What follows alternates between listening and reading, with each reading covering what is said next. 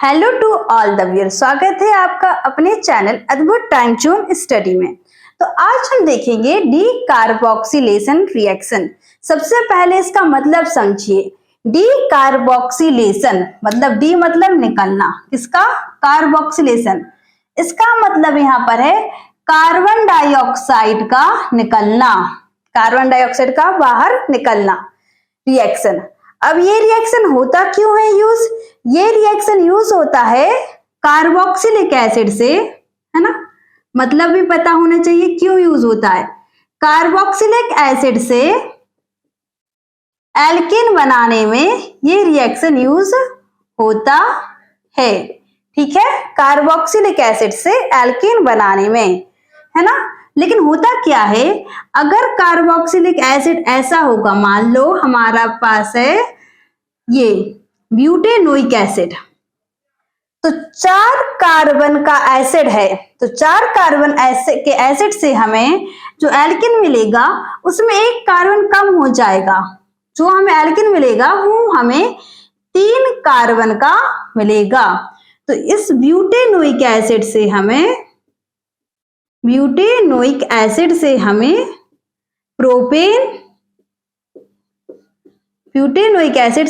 Propane मिलेगा, ठीक है? ये चीज समझ में आ रही? मतलब जो एसिड होगा उसमें जितने भी कार्बन होंगे उससे हमें एल्केन चाहिए, तो हाँ, इसी रिएक्शन में एल्केन मिलेगा, लेकिन उससे 1 कार्बन कम वाला एल्केन मिलेगा। अब क्यों मिलता है ऐसा? हम यहाँ पर क्या यूज करते हैं? तो हम यहाँ पर यूज करते हैं सोडा लाइम का यूज करते हैं। सोडा लाइम क्या होता है? Mixture of sodium hydroxide and calcium oxide. तो ये है हमारा क्या? Soda lime. क्या होता है हमारा सोडा लाइम? सोडा लाइम होता है mixture of sodium hydroxide and calcium oxide in the ratio 3:1 में। Just a second.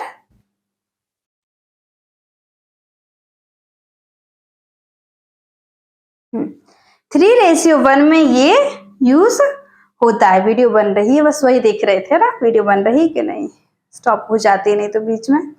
तो ये सोडा लाइम इसमें यूज होता है ना? और ब्यूटेनोइक एसिड से हमारा बन जाएगा यहाँ पर प्रोपेन। अब देखिए ये रिएक्शन को हमें करना किस तरीके से है, पहले जल्दी में हमें किस तरीके से करना, दूसरा इसकी मैकेनिज्म क्या है। तो चलिए हम इसकी सबसे पहले किस तरीके से करना है ये देख लेते हैं। ये देखिए यहाँ पर सोडा लाइम में क्या है, यहाँ देखिए NaOH है और प्लस CaO है, और इसको हम कर रहे हैं हीट, ठीक है? अब हम इस रिएक्शन को किस तरीके से करना है, देखिए यहां से हमें ये सोडियम Na और O निकालना है, और यहां से हमें क्या निकालना है? यहां से हमें निकालना है, अच्छा पहले हाँ एक चीज देख लीजिए, ठीक है? ये हो गया। अब इस रिएक्शन को हमें किस तरीके से करना है, ये हो गया। सबसे पहले तो हमें ब्यूटेनोइक एसिड है, ब्यूटेनोइक एसिड CH3CH2CH2COH, उसको हम एक सोडियम हाइड्रोक्साइड से रिएक्ट कर देंगे। एक सोडियम हाइड्रोक्साइड से हम उसको रिएक्ट कर देंगे, ठीक है? और हम यहां से, ठीक है, हमने ये रिएक्ट कर दिया, ये चीज आ रही है समझ में? और हम यहां से क्या बना देंगे? CH3CH2COO, और ये Na इधर चला जाएगा, इससे जाके जुड़ जाएगा यहां पर। तो CH3CH2CH2 दो बार है ब्यूटेन, और COONA, बाकी H इधर OH इधर, तो -H2O निकल जाएगा। तो हमें ब्यूटेनोइक एसिड से हम सबसे पहले बना लेंगे sodium salt of butanoic acid. क्या बना लेंगे? Sodium salt of butanoic acid, sodium salt of butanoic acid, इतनी चीज समझ में आई है। इसके बाद देखिए नेक्स्ट स्टेप, जब हमने sodium salt of butanoic acid बना लिया है, आप लिखते चलिए कि करके CH2 CH2 COO Na। फिर इसमें हम ये वाला रिएक्शन करेंगे, सोडा लाइम लेंगे, मतलब सोडियम हाइड्रोक्साइड और कैल्शियम ऑक्साइड का मिक्सचर, और उसको हीट करना। हम यहां से 2 सोडियम है ना इस तरीके से निकालेंगे, हम यहां से ONA और यहां से ये इतना हम निकाल लेंगे। ठीक है, तो इसको हम किस तरीके से लिखेंगे, CH3 CH2, ये CH2 है, फिर यहाँ पर एक और CH2 था ना, गलती से लिखे CH2, फिर यहां से CH2 है यहाँ पर, और फिर यहाँ पर क्या हो जाएगा,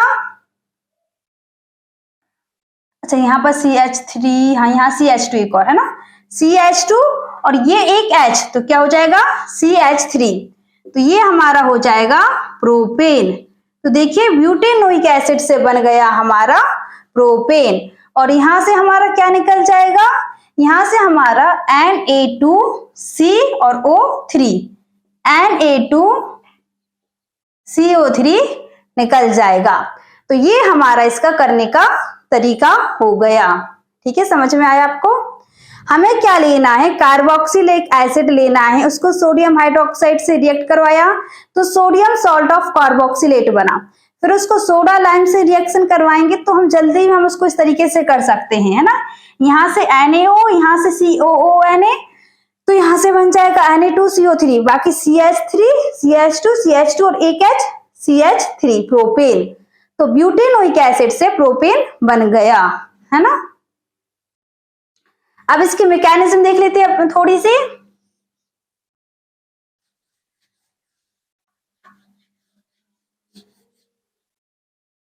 देखिए हमारे पास था ये CH3 CH3 CH2 CH2 COOH, और इसको हमने लिया NaOH प्लस CaO हीट, तो हमारा बन गया यहां से CH3 CH2 CH3।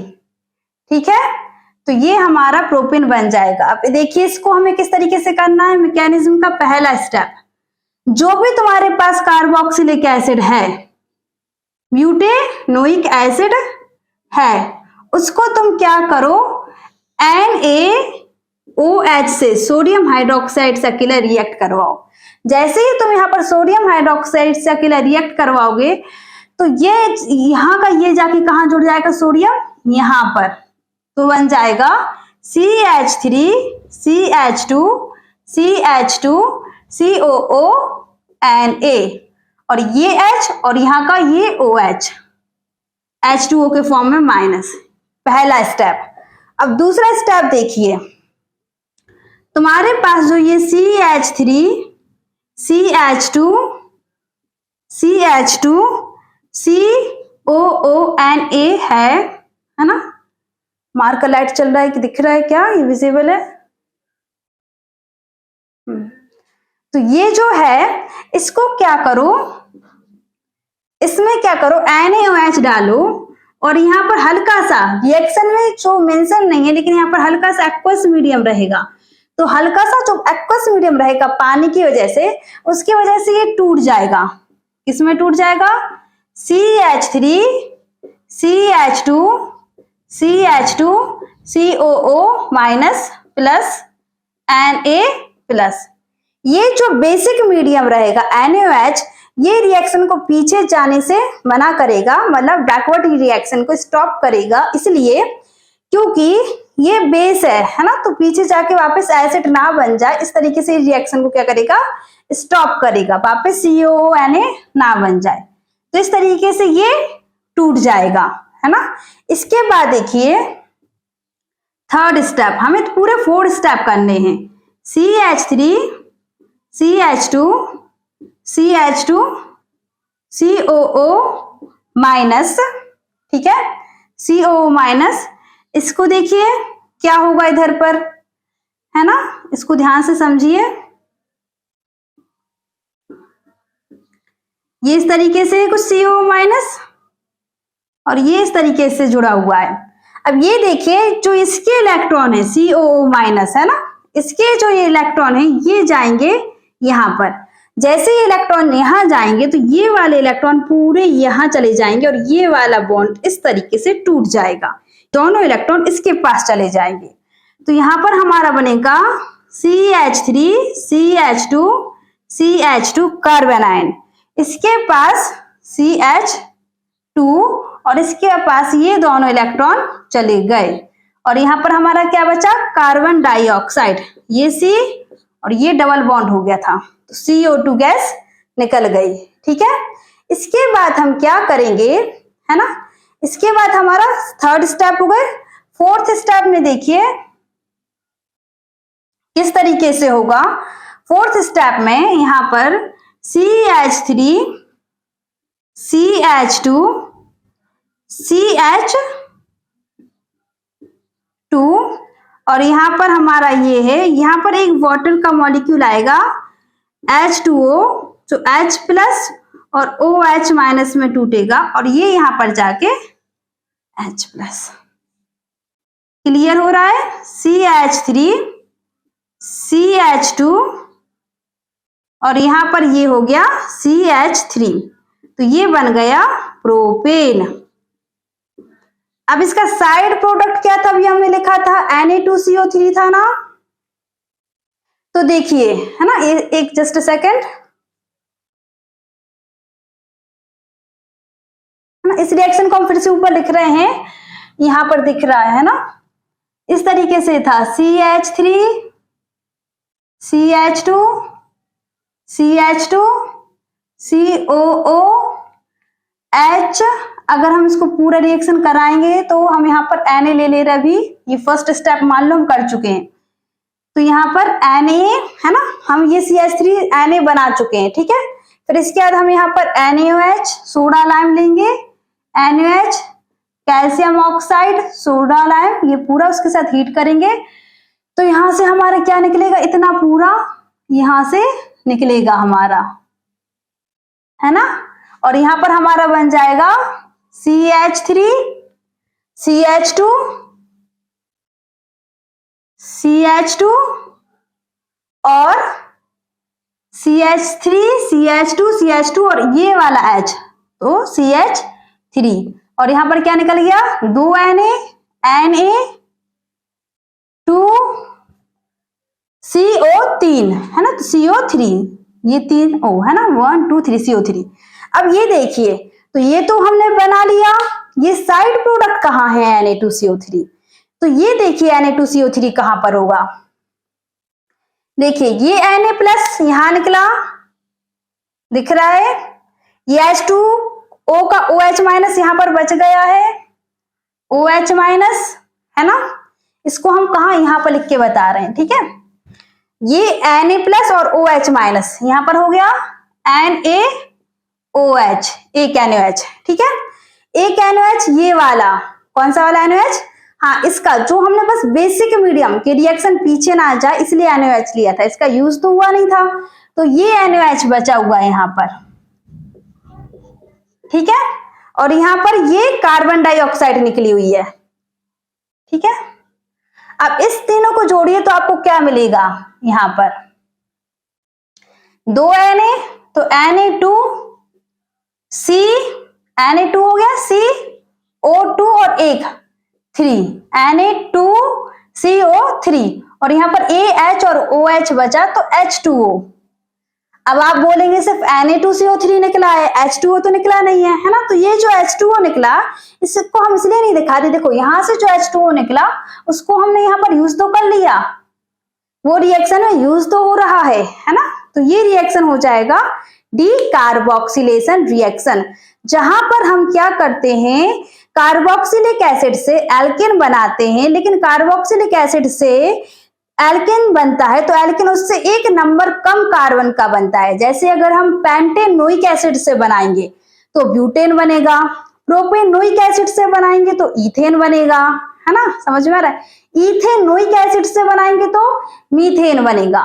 तो डीकार्बोक्सिलेशन रिएक्शन ये है, और इसमें कौन सी, कार्बन डाइऑक्साइड गैस का बाहर निकलता है और ये किसके फॉर्म में यहाँ पर Na2CO3 के फॉर्म में। देखो कार्बन डाइऑक्साइड ये Na2CO और एक 3 OH और H2O, लेकिन इसको नहीं लिखा क्योंकि इसको हमने यूज भी किया है। तो ये है डीकार्बोक्सिलेशन। Thank you.